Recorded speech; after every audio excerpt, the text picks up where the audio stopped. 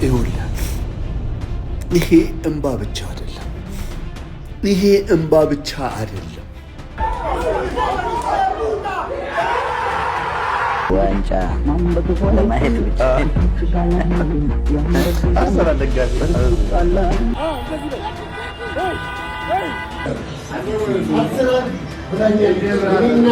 ሰላም ጤና ይስጥልኝ እንደምን አላችሁ?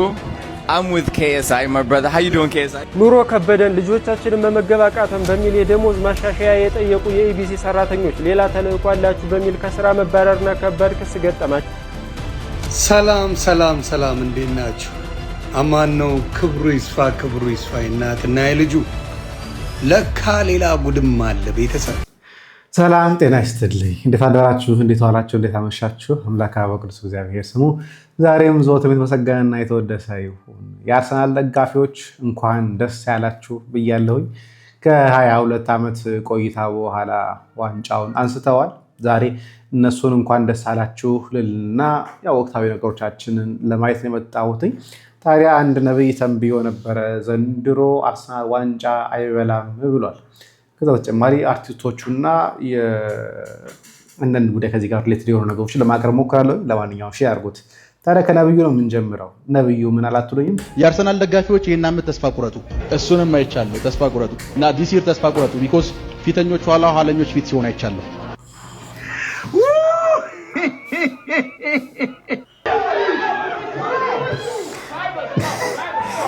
ይሄ አርሰናሎች ሲጠብቁ የነበረው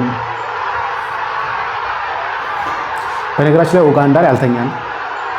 አዲስ አበባ ላይ የሚያየው የነበረው ኡጋንዳ ላይ አልተኛም። መኪናው በጣም እየተቀወጠ ነበር፣ በጣም እየተረበሸ ነበር።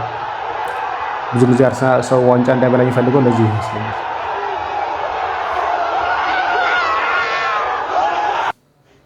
ይኸውልህ ይሄ እንባ ብቻ አይደለም። ይሄ እንባ ብቻ አይደለም። ውስጡ ደም ነው። የፈሰሰኝ ያለው ደም ነው። 22 ዓመት ሙሉ የአትችሉም የአትበሉም ምንም አታመጡም እናንተ ሚዜዎች የመባል ስሜትና የመገፋትና አንገት የማቀርቀር ስሜት ነው። ይሄ እንባ ብቻ አይደለም፣ ደም ጭምር ነው። ይህንን ሳታዩ ያለፋችሁ የሞታችሁ የአርሰናል ደጋፊዎች ወንድም እህቶቻችን መታሰቢያነቱ ለናንተ ነው። ምክንያቱም ይሄ ክለብ ለኛ ምን ማለት እንደሆነ እኛ ብቻ የአርሰናል ደጋፊዎች ነን የምናውቀው። 20 ዓመት ሙሉ አቀርቀረን ነበር። አሁን ግን ቀና ብለን በኩራት እንሄዳለን። ዛሬ አልጮህም፣ አልጨፍርም፣ አልስቅም።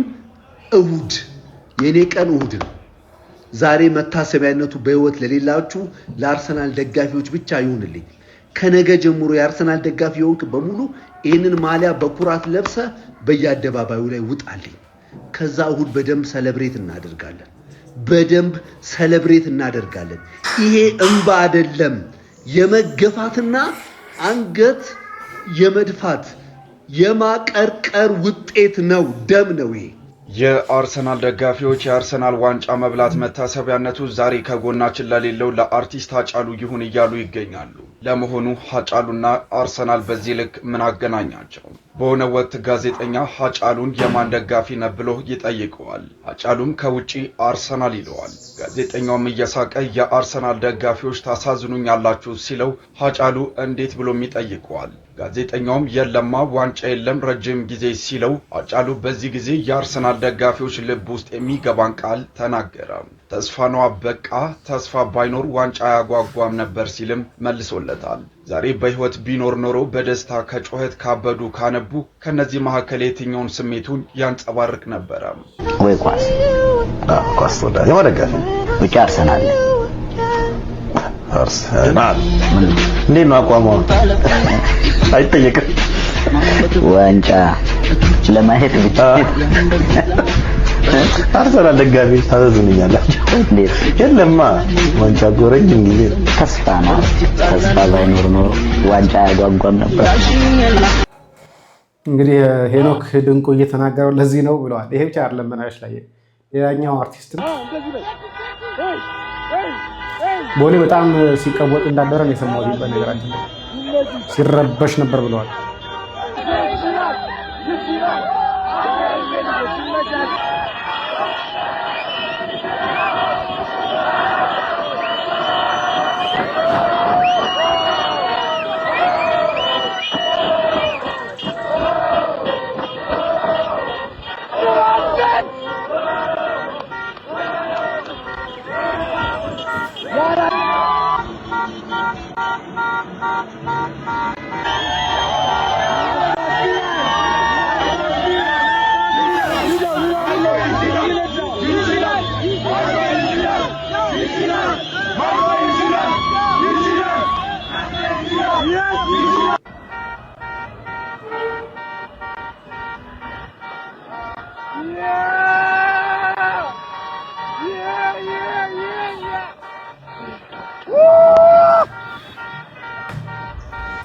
ለማንኛውም እንኳን ደስ አላችሁ። አጠራጣሪ ከዚህ በኋላ ቀርላችሁ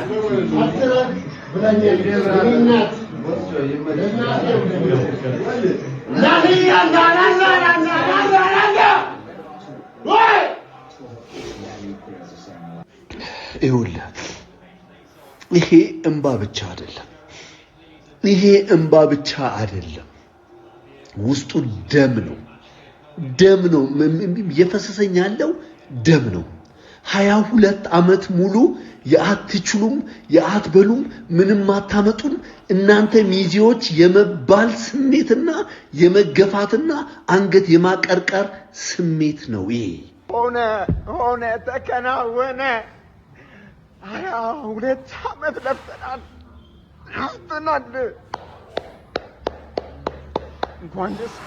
እንኳን ደስ አላችሁ።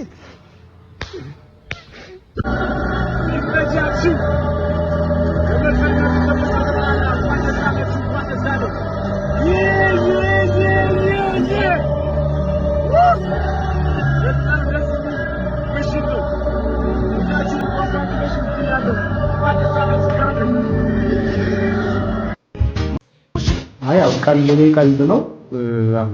ግን እንኳን ደስ አላችሁ። ያው ችግሩ ምን መሰላችሁ? አርሰናል ዋንጫ ሲበላ ጎራቸውን አይቀርም። ሰው ያናግበታል። ጎራቸው አይቀርም። በ22 ዓመት አንድ ዋንጫ እየበሉ እንግዲህ ማለት ተመልከታችሁ። ያሳን ተመልከታችሁ ለጋት ይጀምሩ እኩል ለመሆን ሞክራል። አንኛው እንኳን ደስ አላችሁ ነው ለመናገር ምን ማነው ያሽን ይሄ አርሰናል ላይ የነበረው ነው። እዛው አርሰናል አካባቢ ለእንግሊዝ ለንደን ላይ ማለት ነው። በጣም ጥሩ ነበረ። ይሄ ደግሞ አላባ ላይ መሸነፍ ካማረው አሳየው ካማረው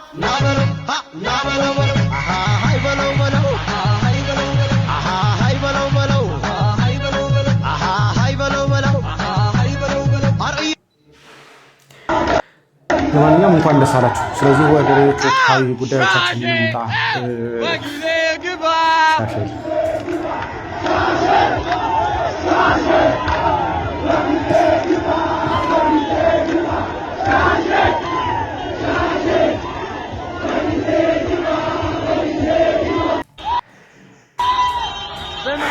ያልቅም በተለይ ያስናለ በጣም ብዙ ጊዜ ስለታለ ያበዛቀት ስለታለ ይሄ ቦሌ ላይ ብዙውን አላስተኛ ብለው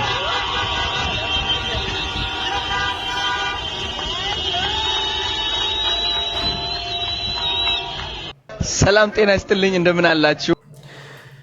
ወደ KSI እና ወንድማችን አዶና ያደረጉት ንግግር ላምጣላችሁ። ሰላም ጤና ይስጥልኝ እንደምን አላችሁ?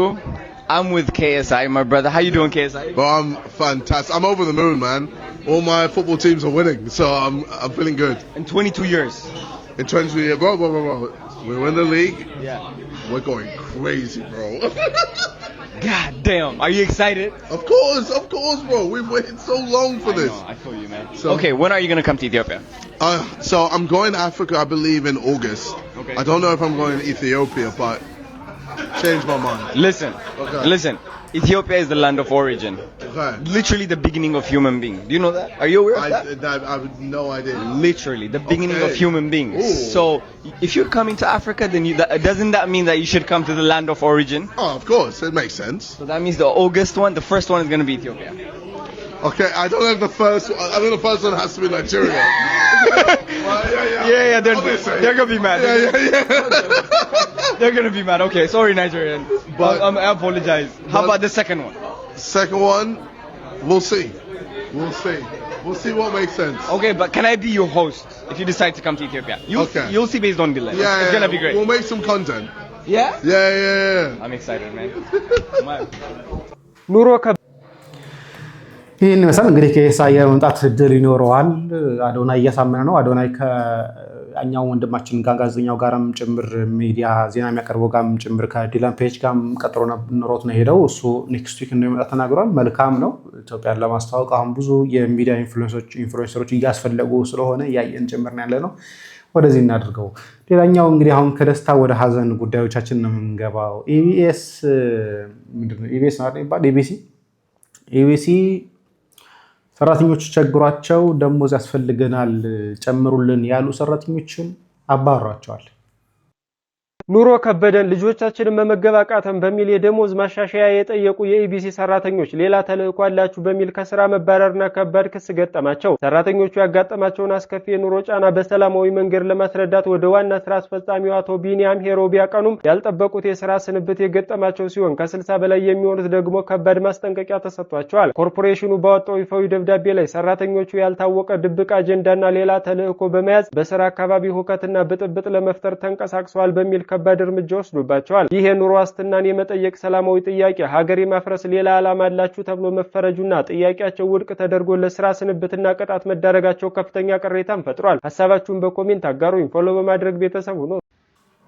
አስባችሁታል? ራበኝ ብለው ደሞዝ የጠየቁ ይሄ ነገር በቂያችን አይደለም ደሞዝ ጨምርልን ያሉ አካላት ሌላ አጀንዳ ይዛሻል። በነገራችን ላይ የፖለቲካ በጣም የሚያስጠላኝ የቢሮክራሲና የፖለቲካ ጉዳይ የሆነ ነገር ስትጠይቋቸው ለመጠምዘዝ የተመቸ ነገር ነው። ለማጠምዘዝ የፈለጉትን ነገር ለመናገር ይችላሉ። ተሰሚነት ያላቸው እነዛ አካላት ናቸው። ፓርቲው ላይ ያሉ አካላት ተሰሚነት አላቸው። ስለዚህ እርቦናል ጨምሩልን፣ አይበቃንም ደሞዝ። ምክንያቱም 5 ዓመት ቆይታ ውስጥ ነው ይሄን ደሞዝ ጭማሪ የጠየቁት። እንደዛ ማለታቸው ምክንያት እናንተማ ሌላ አጀንዳ አላችሁ። ሰራተኞች ናቸው ይሄን እንፈልጋለን ዲማንድ ያደረጉት ነገር ደሞዝ ነው። ሌላ ነገር አልጠየቁም። የፖለቲካ ምልክት አላቀረቡም። ሌላ ስራ አልተናገሩም። ሌላ ነገር አልተናገሩም። ሌላ ነገር አልጻፉም። ግን ማባረር ቀላል ስለሆነ በአሁኑ ሰዓት ላይ ሌላ አጀንዳ አላቸው ብሎ ማባረር፣ ሌላ አጀንዳ አለ ብሎ ማሰር፣ እንዲህ ተጠሯል ብሎ ማሰር ማን ይከለክላል? ያሳዝናል። አያችኋት ሙስሊሟን ቅዳሴ ላይ ይሄ ቆመው የሚያስቀድሱበት በር የእሷ ቤት መግቢያ ነው። ታዲያ አባታችን ሆይ ተብሎ እስከሚያልቅ ድረስ ቆማ አክብራ እንደዚህ በመታዩት መልኩ ሲያልቅ ነው ወደ ቤቷ የገባቸው። ይሄ እኮ ነው ኢትዮጵያዊነት የገመዳቸው የፈተላቸው ናቸው ሙስሊምና ክርስቲያን የምንለው ለዚህ ነውና የታላቁ ልብሽ በረከት ይደርብን። ሁላችሁም ሼር አድርጉት፣ አመስግኗት በእናታችሁ።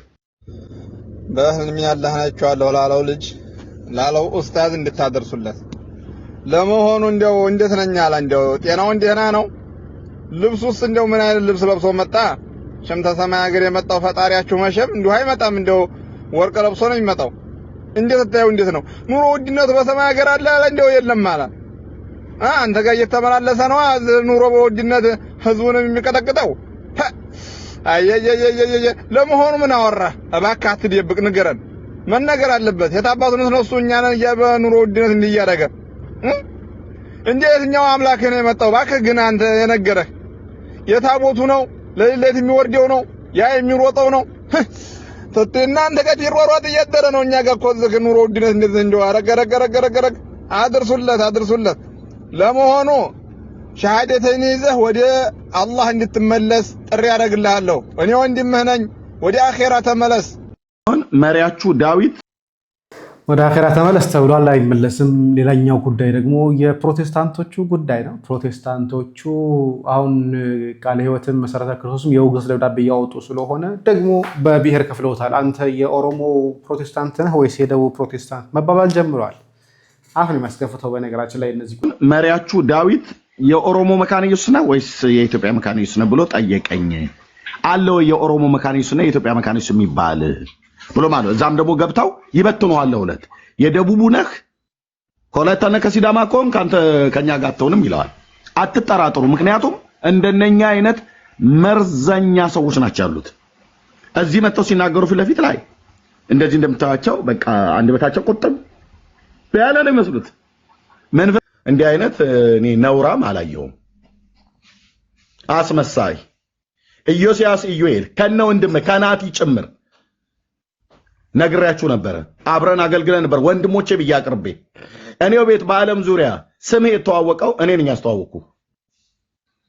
ማንም አያውቃችሁም ነበር። ማንም እዛው ራሱ እዛው በምታገልግልበት ቸርች የምትታወቁ ካልሆነ በስተቀር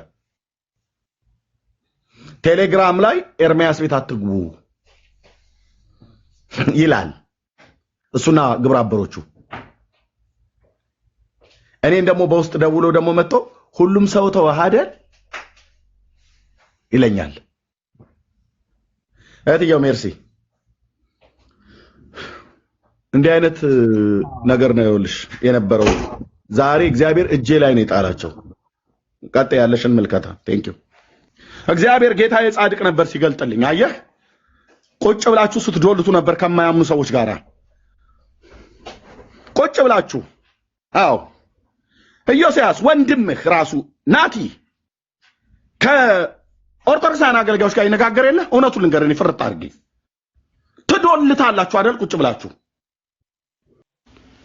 ሰላም ያሳዝናል። ከኦርቶዶክሳውያን ጋር መነጋገር ማለት ለቀለሜ በጣም ኦርቶዶክስ በጣም ከሚጠሉ ሰዎች ከሚጸየፉ ሰዎች መካከል ላይ ነገራችን ላይ በምንም ተአምር ኦርቶዶክስ የሚወድ ሰው አይወድም። ፕሮቴስታንት ሆኖ ኦርቶዶክስን በቀናነት የሚያነሳሳ አይፈልግም። በፍጹም ይጸየፋል። ስለዚህ አንድ ሰው ስለ ኦርቶዶክስ ካደናነቀ ምን ካለ ከኦርቶዶክስ ጋር የሚዶልት ስለ ኦርቶዶክስ መልካም ነገር መናገር ማለት በቃ ለፕሮቴስታንቶች ቤተ እምነት ሞት አድርጎ ነው የሚቆጥረው። ስለዚህ ከኦርቶዶክሳውያን ጋር ገብቶ መነጋገር ከኦርቶዶክሳውያን ጋር ገብቶ መወያየት ምናልባት ከኦርቶዶክሳውያን ጋር ቡና ሲጠጡ ቢያይ በቃ አለቀ። እንዲህ አይነት ቂምና ጥላቻ ይዛችሁ ለመስበክ የምትወጡ ሰዎች መድኃኔዓለም ይሆንላችሁ። በእውነቱ ውስጣችሁ ያለው መርዝ ክርስቶስ እናንተን ተመልሶ ሳይገላችሁ አውጥቶ ይጣልላችሁ። ወደ ዮኒ ማኛ ለምጣ። ሰላም እንዴት ናችሁ? አማን ነው። ክብሩ ይስፋ እናትና የልጁ ለካ ሌላ ጉድም አለ ቤተሰብ። እንግዲህ እናንተ የማታውቁት ሌላም ጉድ አለ። ሌሎቹ ሊያውቁት ይችላሉ። በረከት ለካ በኢህአዴግም ጊዜ በተመሳሳይ ነገር እስር ቤት ነበርሽ። ይሄን ለመንግስት አድርሱልኝ፣ ለፌደራል ፖሊስም እንዲደርሰው አድርጉልኝ። ምንድነው የሆነው? አንድ የወዳጄ ባለቤት ኢትዮጵያ በኢህአዴግ ጊዜ ባለቤቷ ቀውጢ ነበር፣ እዚህ ይቃወም ነበር። ተቃዋሚ ስለነበረ ኢትዮጵያ ትገባለች። ኢትዮጵያ ስትገባ ቀጥታ እስር ቤት ነው ያስገቧት ለ7 ቀን። ከዛ በኋላ መልሰው ወደዚህ ላኳት። ከዛ ምን ታረጋለች? ለካ የኔም ቪዲዮ ታያለች ማለት ነው። በጣም ወዳጄ ነው። ቪዲዮ ስታይ እንዴ ስለ በረከት ገበሬዋ ነው እንዴ ዮኒ ማኛ የሚያወራው ትለዋለች። ጓደኛ የሚያወራው አዎ ምን ነው ትተዋወቃላችሁ እንዴ? በደንብ ነው ማውቃት። ከ9 ወር በፊት ነው እንግዲህ ከ9 ወር ብልጽግና ስልጣን ላይ ከመውጣቱ በፊት ከ9 ወር በፊት ማዕከላዊ እስር ቤት ይገናኛል ከሷ ጋር። እንግዲህ የወዳጄ ባለቤት የታሰረችው ለ7 ቀን ነው። ያው ተመለሺ እንትነሽ በሚል ሳይገባ በፊት ከዛ ይቅርታ ስላስረዘምኩት። ከዛ ምንድነው በተመሳሳይ ነገር በኢህአዴግም ዘመን እቺ ሴት እስር ቤት ነበረች። ምን በማድረግ በመኒ ላውንደሪ በሰዎች ዝውውር እና በመሳሪያ በመሸጥ ኤግዛክትሊ በአሁን ሰዓት የምታደርገውም በዛን ጊዜም ቼኖች አድርጋ ይሄንን ማጭበርበር ትስራለች። እንዴት እንደሆነ ማስታወሻውን ልንገርሽ። ልክ እሷ ተለቃ ልትወጣ ስትል የሚጻፍበት ነገር ስለሌላቸው ጀርባዋ ላይ ቁጥር በጥፍር ተጻፈ። እንደዚህ ተደርጎ አለ አይደለ ሰውነታችን አንዳንዴ እንደዚህ እንደምትጽፉት እንደምታኩት አይነት አድርጋ በዚህ ቁጥር ውጪና ደውይልኝና አስደውይልኝ፣ ይሄን ቁጥር በዚህ ቁጥር ደውይና ሰው ታገናኛለሽ። ማስታወሻ ነው የምነግርሽ። ታገናኝኛለች። ከዛ በኋላ እነሱ የሚሰሩትን ይሰራሉ ትላታለች። እሺ ትላለች። እቺ ሰው ደግሞ አታውቅም። ወዲያው ከንትን ወሰዷት። ከዛ ኤርፖርት አደረሷት። ከዛ ወደዚህ ስትመጣ ለረጅም ሰዓት ስለነበረ እንትኑ ፍላይቱ ያው በእንትን የተጻፈ በጥፍር የተጻፈ ነገር አይቆይም፣ ጠፋ ማለት ነው። እና እቺን ማቃት ተመሳሳይ ወንጀል በአሁን ሰዓት የሰራችው ወንጀል በኢህአዴግም ጊዜ ሰርታ ተጠርጥራ ተይዛ እስር ቤት የነበረች እስር ቤት የተወረወረች ሌባ ማጅራት መቺ ናት። አይሽ ምልክት ነው የምነግርሽ በደንብ አድርጌ ከነ ምልክቱ ወዳጆቼ ሙሉ በሙሉ ያውቁሻልና በጣም ነው የገረመኛልና አሁንም በተመሳሳይ ነገር ተከሳ እስር ቤት ተወርውራ ሳይ እንደገና አሁንም ስትፈለግ ሳይ በጣም ተደንቄ ነው ማኛው ይሄን ልንገር ብዬ እንደዛ አለኝ። አሁንም እልሻለሁ አንቺ ኢትዮጵያን አጥበሻት ዘርፈሻት በእንደዛ አይነት ደረጃ ማድረግሽ እጅግ ያሳፍራል። ሀገሬን እወዳለሁ ወገኔን እወዳለሁ እያልሽ በምን በገበሬነት ሽፋን ሰዎችን ስትሸጪ ነበረ፣ መሳሪያ ስትሸጪ ነበረ፣ መኒ ላውንደሪ ስትሰሪ ነበረ። አሁን ምንድነው የተደረገው? የእሷ ቼን ተመቷል። የእሷ ቼን ተመቶ ምንድነው ያደረጉት? ከምታጋልጪን ከሀገር ውጪ ነው። እሷ የምታውቃቸው አብሯት የሚሰሩ ወንበዴዎች አሉ፣ መንግስት ውስጥ ስራ የሚሰሩ በሚያሳዝን ሁኔታ አብረው የሚሸጡ አብረው የሚሸውጡ አብረው የሚለውጡ አብረው ሁሉ ነገር የሚያደርጉ አብረዋት ቼኖች አሉ። እኛን ከምታጋልጪ ብለው እዛ እንትን ብለው ነው ያስወጧት ከሀገር። በሚደንቅ ሁኔታ ይሄ ያለና ይሄ ትግል በደንብ ይቀጥል። መንግስት እነዛን ሰዎች የማግኘት ነገር በምን ማግኘት ትችላላችሁ? ይሄ ብልጽግና ከመምጣቱ በፊት ከ9 ወር ከ8 ወር በፊት እስር ቤት የነበረ ማዕከላዊ እስር ቤት ነው የታሰረችው። ማዕከላዊ እስር ቤት ታስራ ነበረ። ይሄንን ጉድ ልንገራችሁ ብዬ ነው። ይሄ ከዚህ በኋላ መንግስት በደንብ አድርጎ እነዚህን አይነት ሰዎች እያጣራ ጉዳቸውን እንዲያወጣ ማድረግ ነው። ክበሩልኝ። መልካም ቀን። ይመቻችሁ። እንግዲህ ያው አንዳንድ ሰው ማጭበርበር ከለመደበት ምንም ነገር አያስቆመው። በደንብ አድርጎ የፈለገውን ነገር ሲያጭበረብር መንግስት ቢለዋውጥ ምናልባት የሚያጭበረብርበትን መንገድ ሊለውጥ ሊያስተካክል ይችል ይሆናል እንጂ ስራውን አያቆምም። በተለይ ይሄ የህገወጥ ስራዎችን የለመደ ሰው ገቢውም ጭምር ከፍተኛ ስለሆነ በቀላሉ የሚያቆመው ነገር አይደለም። ዛሬ በጣም ብዙ በዓላት ነበሩ። ነገር ግን ከሰዓት በኋላ በሚኖር መርሃ ግብር ላይ እንመለከተዋለን ብዬ አስባለሁ። እዚህ ያላበቃ ሰላም እግዚአብሔር ከእናንተ ጋር ይሁን። ቸር ቆዩ። እንኳን ደስ አላችሁ አርሰናል ደጋፊዎች።